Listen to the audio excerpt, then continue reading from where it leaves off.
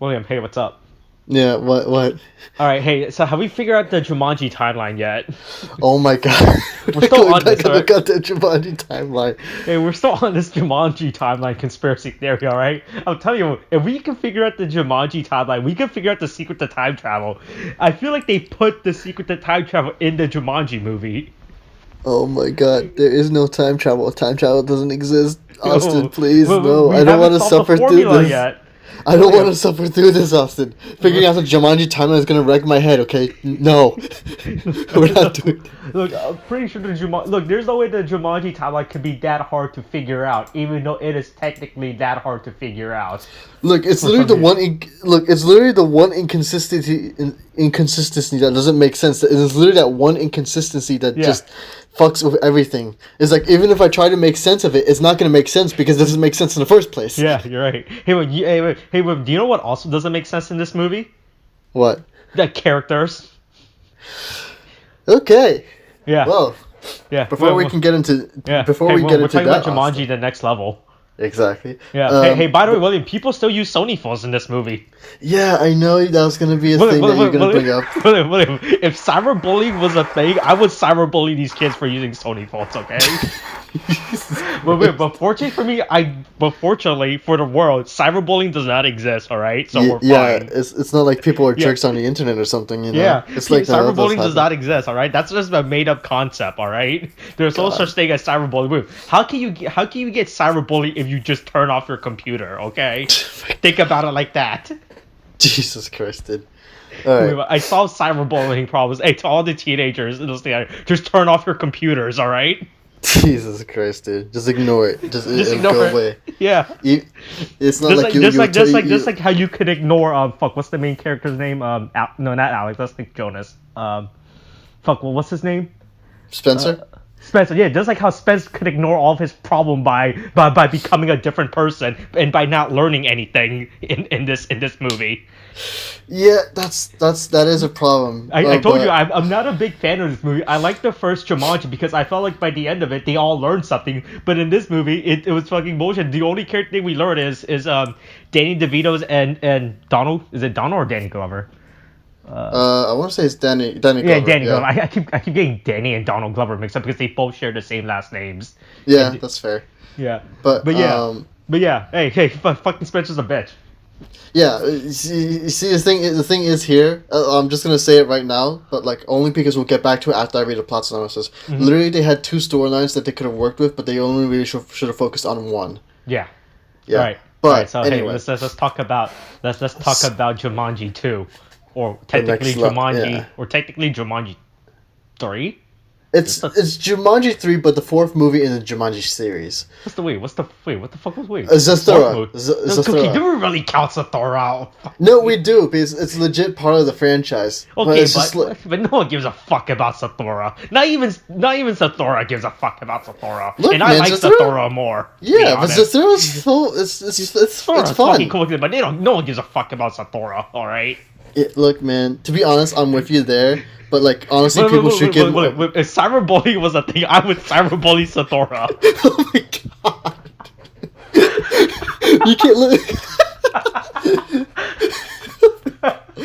Look, man. Just because it's in a sci-fi. Okay, yeah. Just because it's in a sci-fi setting. Okay, no, I'm digging a grave. Digging a hole here. Okay, so ignoring Zathura. Oh, God. Anyway, Yeah. I'm gonna go into the plot synopsis for not Jungle, Jumanji The Next Level. Hey, when are we gonna As talk usual. about the Jungle Book? Oh my god, Hey, no, did we're that not doing other that. Jungle Book movie ever come out? It did. It's on Netflix. Oh, yeah, because I remember there was at a time there were two Jungle Books movies that was being made. That was a weird thing. It's like you got the live action remake of the Jungle Book because Disney Wait, just but weren't can't they bother both live making up a action? new. Quote unquote They, live yeah, action. no, they were both live action. Yes, that's the thing. They had live actors. Actually portraying the character. Mhm. At least for what was his name again? Mowgli. I'm trying to. What was it? Mobley? Yeah, I think it Mowgli. was. Yeah, Mowgli? that was the I'm kid's name. sorry. Yeah, it's been a bit. But yeah, they have two kids who act that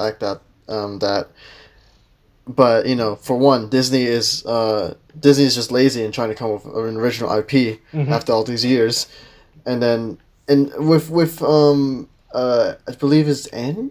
Yeah, Andy Serkis. Andy Serkis. Yeah, I wanted to say it's Andy Serkis. Yeah, it is Andy Serkis. But with Andy Serkis, I believe he was like, I haven't seen the movie myself yet, of only because I got sick of like the whole live action thing, and just like having two Jungle Book movies come out like so close to each other was just like, I'm only gonna do a one, and I'm not gonna watch the other right afterwards. But like, at least from what I saw in the trailer, he was exploring something different. Yeah, like the Disney version was a literal remake of the Disney animated series, while Andy Serkis version wasn't it supposed to be following the actual source material? It looked to be exploring the actual source material. Yeah. Although I never read it, I will say right now. But it's just like, it looks like it was gonna be an exploration on how he's human. He doesn't fit in with this world, and he finds other human characters, and he's starting to learn to. More about himself because of that, but that's a whole different thing. We're not talking about the Jungle Book. Hey, join us next time for our back-to-back discussion about the Jungle Book movies. Well, that's an idea. that's actually an idea. Hey, that's we won't cyberbully that movie.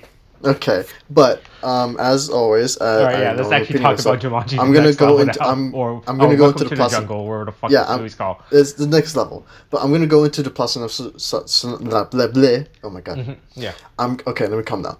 I'm gonna go into the plot synopsis for Jumanji: The Next Level that is provided to us by the Wikipedia. And so here I go. So, in 2019, 3 years after their adventure in Jumanji, Spencer Gilpin, Anthony Fridge Johnson, Martha Capley, and Bethany Walker lead different lives, but plan a reunion brunch in Brantford, New Hampshire that year. Spencer, apprehensive of the meeting due to depression, contemplates returning to Jumanji where he had purpose, and spends his first night looking over the broken video game system he held onto. The following day, his friends visit his home, meeting with Spencer's grandfather, Eddie, who is recovering from hip surgery, and Eddie's former friend and business partner, Milo Walker, who is visiting for an unknown reason.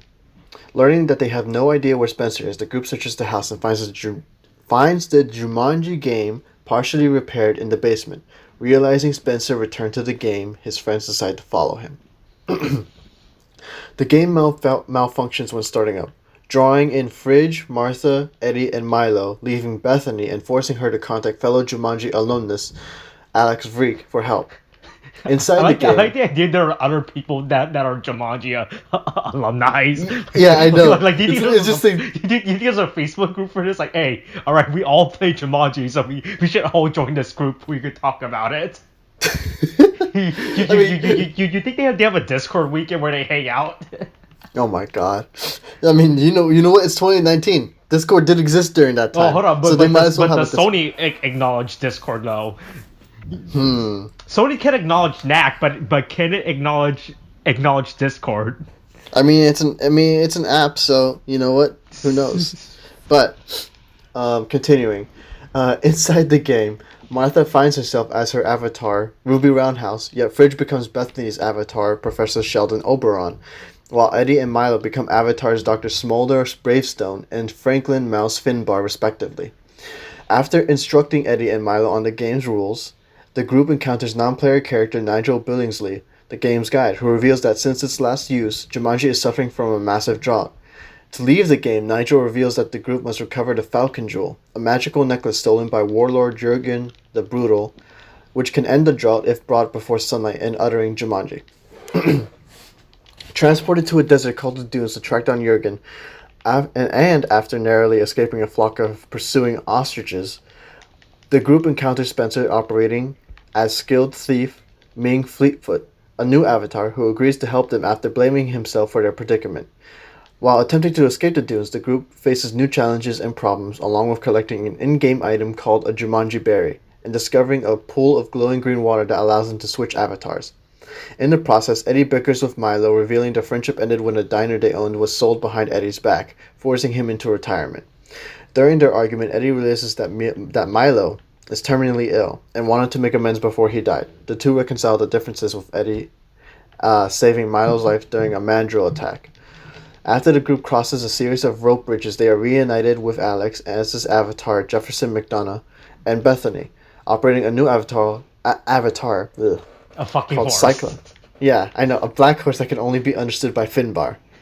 Um, Working together, the party leaves the dunes and finds a river with the same glowing green water, allowing Spencer, Bethany, and Fridge to become their original avatars, while Eddie and Milo respectively end up as Ming and Cyclone.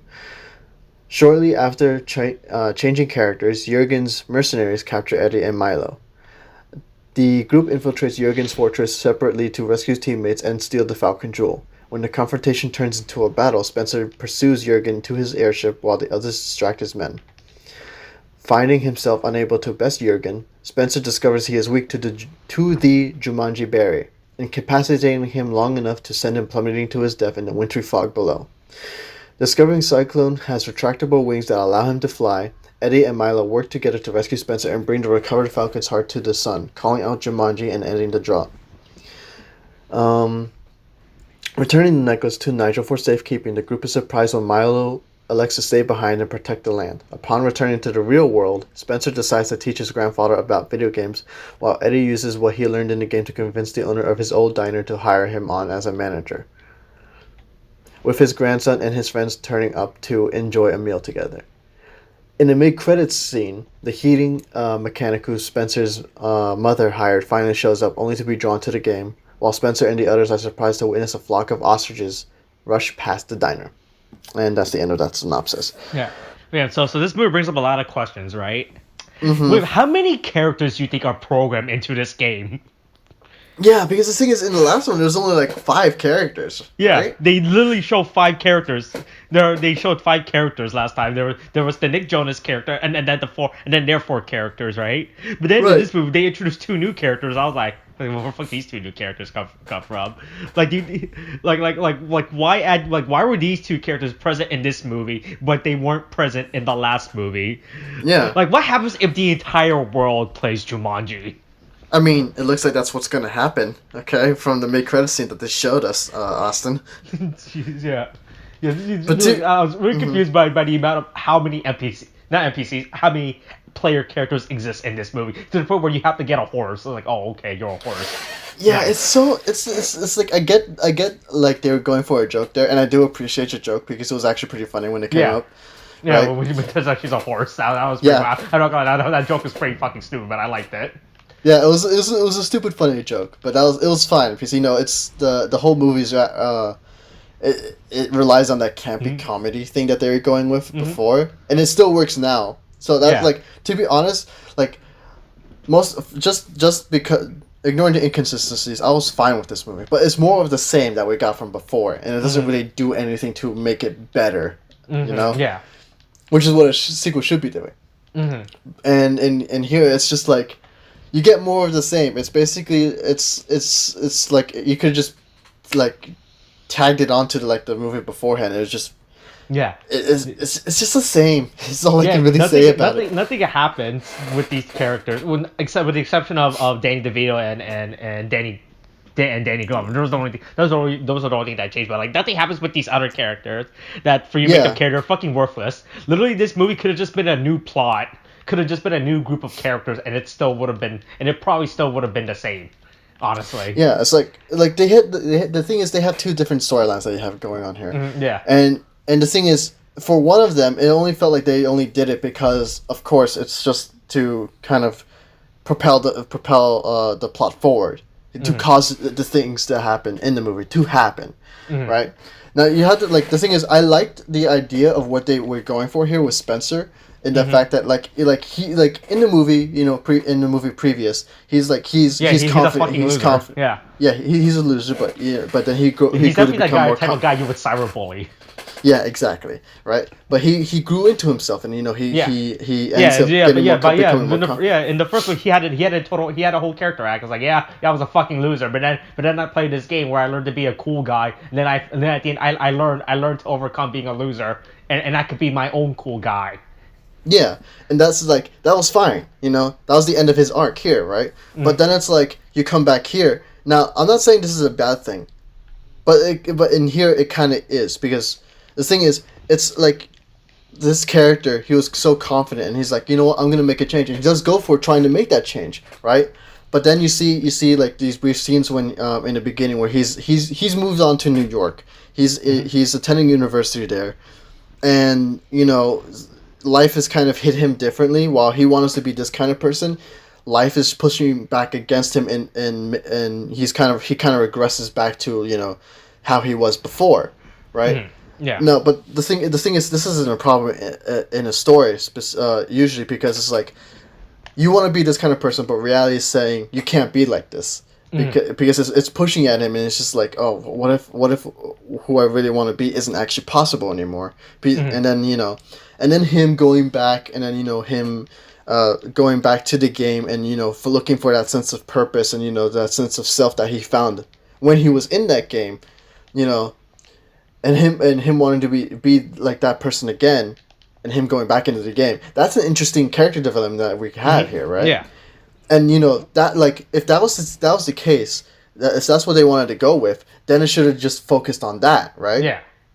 But the whole problem with this is that you get two new characters, and this is like you get Eddie and Milo, right? And they have a good interesting history here too. Yeah. And it's just like there's a good potential for this story here too, where they, like, as it says here, Milo's, he kind of sold like, they had a restaurant. Milo sells the restaurant because he was getting on in age. He just didn't want to do it anymore. But Eddie was the kind of guy who's like, this is what he wanted to do. This is what everything this was everything for him. And so having the restaurant sold behind his back, it would obviously be a major blow, And so it's an understandable animosity between these two characters, or at least on Eddie's end, and then the whole thing with Milo being sick, and he wants to he wants to apologize and make things better, and then Eddie kind of like, he learns this, but I wish there was more of a thing where they had a lot longer talks, to be honest with you, to like during this game, to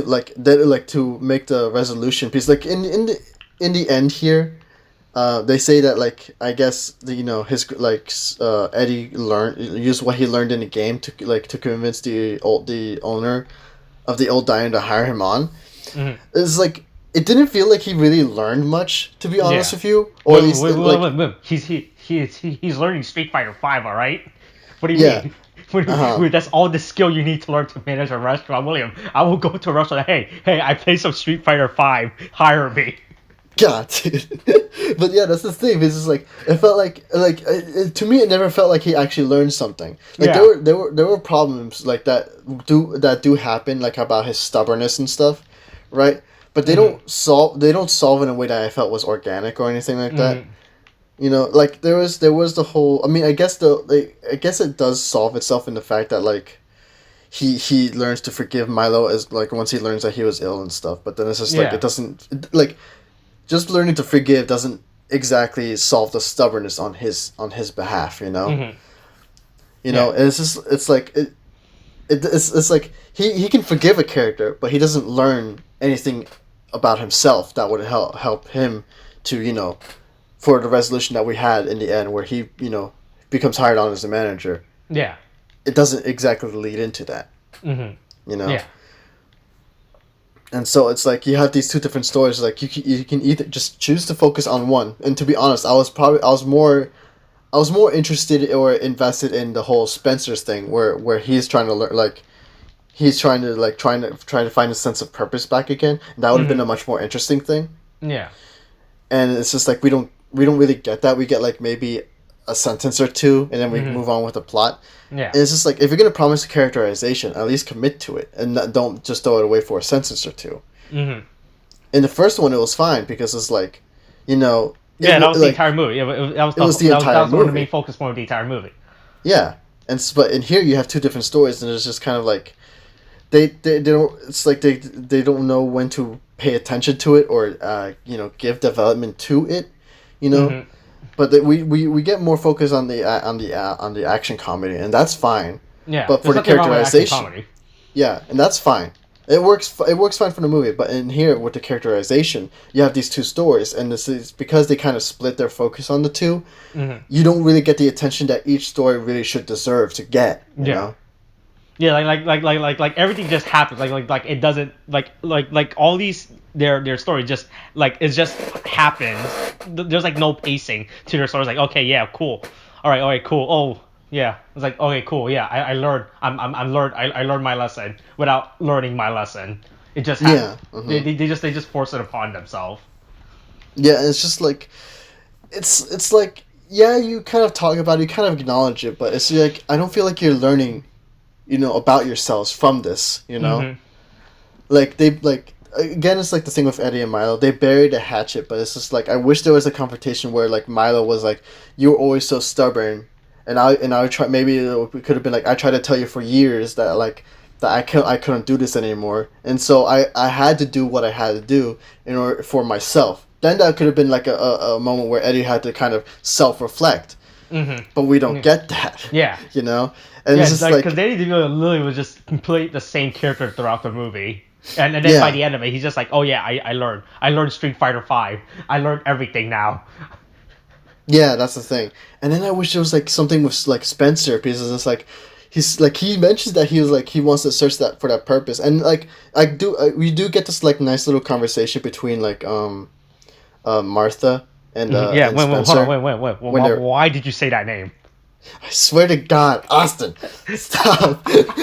Oh my God, I can never say her name without you bringing this up. We should stop watching movies with characters named Martha. God. So that's it. We just, if there's a character named Martha, we'll never watch it. That's basically it. Yeah, that's pretty much it. Yeah, but like, there's this nice conversation where Martha's kind of like supporting Spencer, like saying, "Oh yeah, I know you felt like this," but then it's like, "I also feel like that too," but we lean onto each other when that kind of stuff happens. It's like, it was nice to have, right? But it's like, that's all you get. And I'm like, I felt like this should have been so much more. You know, like, if anything, they could have like probably just taken one of these storylines, just put that into its own movie, then make a sequel, then take that storyline, like Eddie and Milo's storyline, and make that into the third one or something. Right? Yeah. And then you could have had the whole, like, then it would have worked a lot better. Well, to be fair, I felt like Spencer's fucking entire character story was completely unneeded in this movie. I mean, because it just felt like it was literally just a rehash of the first movie again, where his character, and I was so confused, like, oh wait, when he talked about, "Oh yeah, I feel like a fucking loser," I was like, did we just spend an entire fucking movie doing this with you? Why are we doing this again all of a sudden, right? Like I was, it felt like everything he did in this movie has no merit, because we went through it with the first movie. Like, if anything, I was hoping this movie, like, I had no problem with being a rehash, but in the end, it would have been fine if he learned it again, but through a different perspective. Like when I saw that he was the thief character, whose character trait was literally the exact same as him in real life, he would use that thief character and be like, "Okay, this character is actually me," and I would be and use it as a reflection of himself for him to go through, like, because in the first movie we saw him play as Dwayne "The Rock" Johnson, who, by the way, I have never seen in real life. Who I've never seen in real life, right? And so, because in that movie, we saw him play as a different character with a different personality that he learned to grow his personality. But in this movie, he's playing as the exact same character with his exact same person. I was like, all right, cool. I was like, okay, you're rehashing the same plot, but this time he's going through this game as himself now, not as a fake gamer girl or anything. So all right, so maybe he can learn something by playing as himself to overcome his character burden. But in the end, I was like, nah, fuck it. He's The Rock again. I was like, oh, okay. Oh. No, yeah, that was the thing too. If he's just like, if they chose to keep him as Ming, then he can go, like, and then it's like, while he can kind of like wish that he was Bravestone, he has to learn that he has to, like, this is the person you want to be, but you have to accept who you are in order to be this person. That kind of thing. But apparently we can just all get fucking, we can all just share the same bathtub together and be whatever we want. William, if this movie was made in current times, this movie would never be acceptable. I would never be in the same bath with anyone. That's how coronavirus gets spread. It's not like it was made last year or something. Yeah. I don't trust any movie made in 2020 now. God, if I ever watch a piece of media and I see two people close to each other, I was like, okay, that's not acceptable. You can't do that. No, but yeah, your point is very much valid, and if they just decided to go with that, then that would have been fine. And also, like, I will also, like, and then you could have just had, like, the whole Eddie and Milo thing as a sequel later on. Yeah. And then maybe you could have had a focus on those on difference between on the difference between generations, and possibly the whole friendship thing too, and that would have worked fine as well. Like how that could have been this whole story on its own, like where you can people get closer together, even though it's like he's from like 19 whatever year, like modern day and stuff. You could have like found common. Yeah, whatever. It's just like you could have found. But you could have found common ground or something like that. Like, I'm just saying, the whole Eddie and Milo thing could have been a whole story thing on its own. And then your thing with how Spencer could have had to be a different character, could have that story would have been great as well. If they decided to do that, but they really didn't. Because the thing is, the way towards the end, they're just like, oh no, they're just like, oh no, well you thought we were gonna do this, but no, we're cheating you guys out of it. Yeah, so I feel like they literally just cheated out an entire character story by just having them swap to whoever. I was like, oh, because it felt like everything that happened in this movie was literally pointless. Because at the end they all just modded their characters to be not modded, but they all just switched characters to who they actually want to be. So I was like, oh, okay, there's no fucking point. And I swear, if they just took out the water thing, then that would have been fine. Everything else would have been fine. Honestly, I feel like that would have fixed it. This movie, the whole interest in the water was completely unneeded, and it served no real purpose in the movie except forcing stuff into the story so they could just do a cop out with the characters. Yeah, and it's just really annoying because you could as much as I say these two stories should have been separate. If they took out the water thing, that probably would have actually fixed some issues too. You know? Even with the two plots they're going, I had no problem really, but it's where they don't keep to it. They don't keep to we did have we could have had this movie except as it is with this current plot with both storylines going, but we didn't but even then they still could have gone together because Spencer's thing was more of a subplot, really, because this movie was being shown more that Eddie and Milo's story was more important. So I was like, all right, cool. And then we just have the whole subplot with Spencer and him being cyberbully. Yeah, but it's that's the thing too, because the way they also kind of treat it is that they use Spencer as a jumping off point for the rest of the plot. And then they remember, oh yeah, we did this with him. We should make up a resolution real quick, just to kind of to acknowledge, to just tie it up, Yeah. And then that's what they do, and it's just but why though? If you're gonna use this as a jumping off point, properly, you should at the very least properly conclude it, rather than just say, oh yeah, there we go, that's it. Yeah. You just throw away line, it's fixed now. Yeah, no, he's brave. He's cool again. He's no longer gonna get cyberbullied. Yeah, and it's just it's a shame because the thing is, I like the first one, and the second one here is more of the same, except the story is probably a little more jangled, and there's missed opportunities as well, because at least with the characterization, and it's just it's really disappointing because it's not worse, I will say. It's just I wanted more, but I don't get it, and so it's and also. I will say real quick, there is a missed opportunity in the fact that you could have had glitches and stuff happening throughout this whole thing for your comedy. Oh yeah, yeah. Mm-hmm. Because even that part would have been a way. Speaking of, I was gonna go off real quick. Even with your idea of glitches, that would have been a way better explanation of character swapping than the stupid magic water. Like they could glitch in and out of different characters. That would have been a way better explanation of character switching. Yeah. Out. And then it's you could also use it as a fact of they all have to kind of get used to their own different strengths or whatever. Maybe they also because of that, if you use the glitch thing, then maybe it could have been, you could have added to the fact that you because these they're so everyone else is so comfortable with themselves, but Spencer isn't. And if they keep switching characters like that, then they maybe it's you could maybe use it as a focal point of trying to understand how they can understand how Spencer isn't comfortable with himself most of the time, and then because they go through the same thing with switching around in other avatars, then they could try to see his point and why he would want to come back. Yeah, that could have been a potential thing too. And so, besides from story, again, the whole glitch thing could have just been a whole. You could use that for so much for comedy. Yeah, if you like everyone knows about like you can use it to advertise Sony phones.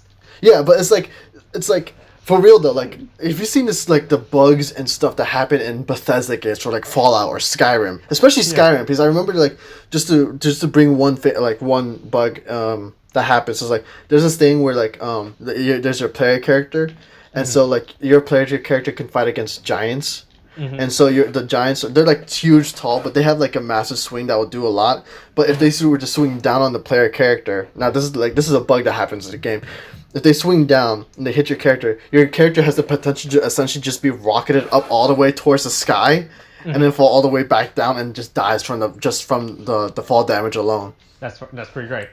Right, that's like it's a famous glitch that happened until they in Skyrim until they fixed it, and then and so like something like that could have been used for potential comedy in this one, because like the Jumanji cartridge and the console are just wrecked beyond belief. Nothing is working, but the thing is, they're in the game. Everything seems to be working fine. And so, like, I would have liked it if they followed the whole cartridge rule. Like, if it's wrecked, then everything in the game is also kind of wrecked. Like, there'll be glitches. The game gets if the cartridge gets damaged, the actual game world gets damaged. Like you see character glitch in and out, or you see stuff not loading, which probably would have made for a way funnier story. Yeah, because it's like where's our MacGuffin device, or where's the NPC character we have to talk about, or and it's just like, oh well, he glitched out. We had to, and it's like, oh well, then what are we gonna do now or something? And then maybe you could have had it so that at one point, then you figure out that like they're actually below the map of the game, and so they had to glitch through it or something. I don't know, something like that. And it's just like there's potential that's just lost here, And they had these stories set up, and they could have made it work, but then they don't. And it's just a shame. Yeah. Because it's like I like a Welcome to the Jungle. And the next level is just like I like it, but I wish it was more. Yeah. Not more of the same, but more of the it does better more with its concept and its story. Yeah. Yeah. It just makes it better. Yeah. Because at the end of this, I felt like nothing happened. I just felt like a rehash of the first movie. It was my problem watching this movie. Yeah, like they didn't do anything new. Where are my PS1 graphic snakes? Give me my PS1 graphic. Hey, that's a callback to our first Jumanji video, by the way. I still say that should have kept. I still say they should have stylistically done something like that, because that would have been a lot better. At least in terms of comedy, and it would have given a style of its own rather than the whole realistic thing. And then they could have banged on them nostalgic bugs and get people to buy the PS1 Classic. Hey, Boom, have you bought your PS1 Classic yet? No, I have not bought the PS1 Classic. Okay? Boom, it's just sitting on my shelf. I haven't even opened it. That's how sad that device is. It's just literally sitting on my shelf, still sealed.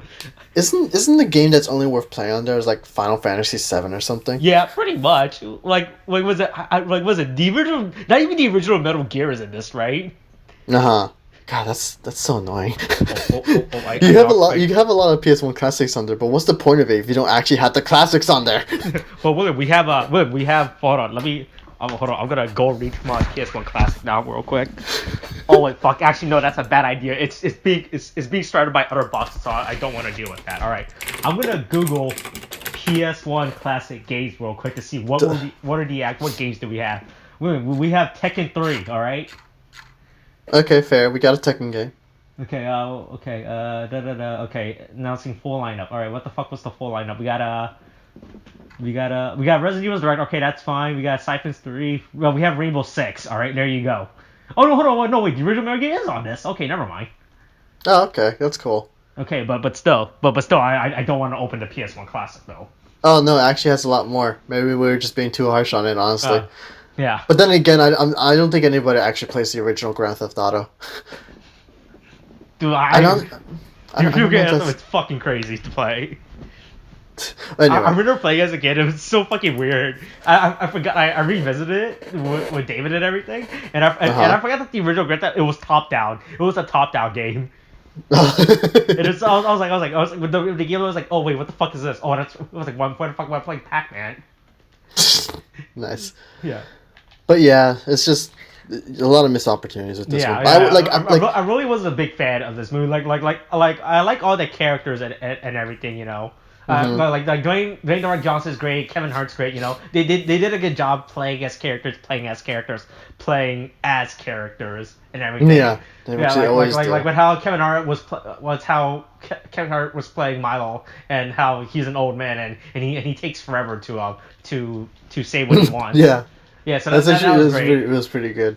Like Yeah. the acting is fine and everything. It's just that like there's stuff that's holding this back, and you know, and we already went over it, but it's just this, like I would prefer watching Jumanji: Welcome to the Jungle over and over again compared to the Next Level. Next Level is like I'll watch it once and I'll just be like, yeah, that's fine, and I wouldn't mind watching it again, but I'm just like it's not the one I would go to for the Jumanji series. It doesn't do anything new. It doesn't add anything to the Jumanji storyline, honestly. Like you literally could have just taken this post-credit scene and just slap it out to the original movie.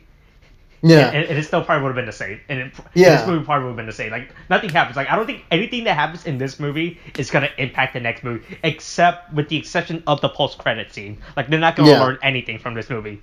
Learn anything from this movie that's gonna help in Jumanji, wherever the fuck that happens. Hey, maybe in Jumanji 3 we'll see ZATHURA. Wait, oh my god. Fucking ZATHURA again, okay. No, but yeah. ZATHURA. Hey, can we reboot ZATHURA, please? Okay. That's not for debate. Anyway.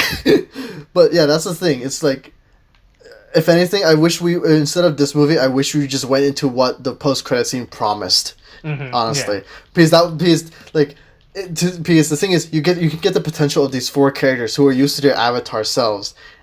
Being in the real world and having to deal with Jumanji in the real world, like we did in the original Jumanji movie with Robin Williams, that would have been great. Because I would have liked to actually seen these characters acting as themselves, you know, and that would have been awesome. And maybe you could have had it maybe in this way because they're playing as themselves. Because I feel like this is gonna happen, but like. Then they had to actually interact with the avatars that they played as before. So but the as avatar separate. goes into the real life, but these actors are actually sentient, sentient in real life, and they have to team up with their avatars to solve the Jumanji problem. Yeah, that's a good idea. I like that. That would be a lot better, and then you could also play on the trope with the avatars, you know, actually acting as how they're supposed to be. Yeah. And then you could just play more on the jokes on that, and it would have been fantastic. Hey, sorry, don't steal this idea, by the way. I'm watching you. I'm watching you, Sony. I'm watching you with my stupid Sony phone. Oh my god. No, but the thing is, that's the thing. Like, I want that movie already, rather than the movie that we got here for the Next Level. Yeah, because that's a way better premise and concept of interesting stuff to do for you to mess around with. And honestly, the thing is, I don't doubt that they will do a good job, because even though I say I don't like this movie too much, it's only because they don't do it. Again, as I said before, it's more of the same. And but here, because of the mid-credits scene, it's like they're doing something that's new, but also familiar that we're used to. But we have new characters, and there's a potential for a whole lot of stuff that they could do. You know? Yeah. And so it's like that has me more excited for what's gonna happen. Yeah. You know. And so I'm more excited for that. For this, it's like I would pass it, honestly. Yeah. If anything, just go on YouTube, watch the mid-credits scene, and then and that's it. Yeah. Then just all you really have to do from this movie is literally just watch the mid-credit scene. Yeah. Because the only thing we learned in this movie is that I support cyberbullying. Oh my god. No, but yeah, that's for a rating here. It's like I'll probably give it maybe 6.5, a 7 out of 10. Honestly. Yeah. 6 feels like an appropriate score to give this movie. Yeah. Yeah, it's like it's a sequel, but it's not a good sequel. Yeah, like it doesn't do anything new. Yeah. It doesn't do anything new. It's just the sad thing about this movie, because I was really excited for a Jumanji sequel. I was like, all right, cool. They're doing another Jumanji sequel. All right, cool. Well, what's gonna be the steak this time? Oh, there's no steak. Good. Nice. I love it. I love it when I go to a steakhouse and I order my steak and I don't get any steak. Yeah, and so it's like. It's the fact that they're like, I know that they're gonna do a sequel, and I'm excited for this sequel because this one is actually promising to be different. So there's that. Yeah. So I'm waiting for it. I'm excited for it. Yeah. Watching this movie hasn't exactly dampened my excitement for it. It's just that I'm kind of disappointed in the sequel on its own. But that's it. So I have nothing else to say. Yeah. So hopefully Jumanji 5 will be better. Yeah, when we get our ZATHURA reboot. Yeah, okay, Jesus Christ. Maybe we'll get Zathura 2, I mean. Zathura 2. To be honest, dude, If they like, make to be Zathura honest... 2, would it be called Zathura 2, or would it be called... Would Zathura 2 be the second Zathura movie, or the fifth Jumanji movie? Okay, look, man, we're not gonna worry about it, okay? Look, Don't where worry does about it. Zathura fit on the timeline, okay? Oh my god. But yeah, How does this timeline work? we're not going back to this timeline. We're never gonna figure it out, Austin, We're because not they gonna don't figure it out. No, we're never gonna figure out this timeline. God, dude. Oh, okay. All right. I guess that's really all we have to say. Pretty much. Yeah. All right. Cool. Hey, join us next time as we discuss the Jungle Books movies. No, stop it. No, stop. I mean, it's an idea, but it's not set in the stone. Stop it. Okay. No, we're not. All right. Cool. No. All right. Coronavirus is still a thing. Wash your hands. Kate, thanks. Bye.